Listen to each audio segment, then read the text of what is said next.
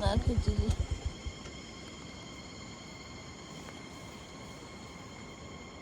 हिँड्ने हुँदा घुमाइके हो दामी ल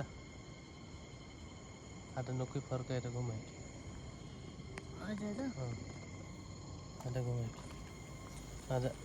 माटो सो आज गाल्यो नि नल्याउँदा लाग्यो नल्यायो नि होदा लाग्यो उहाँहरू राख फेरि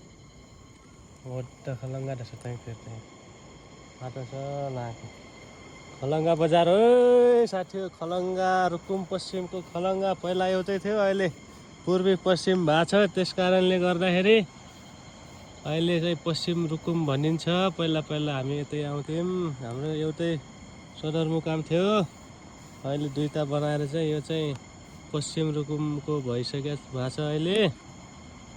हाम्रो चाहिँ पूर्व परो है साथी हो यही रोड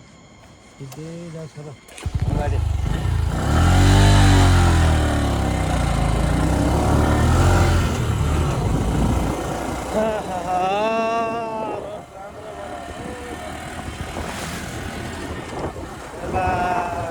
दाङदेखि यहाँ खलङ्गा आउनलाई 24-25 घन्टा लाग्थ्यो अहिले लगभग 6 घन्टा 7-8 घन्टामै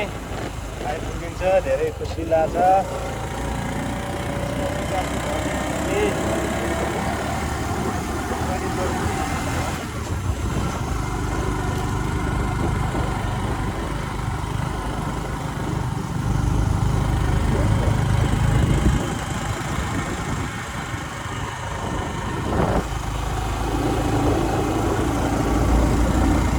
बेला सुत्ता बेला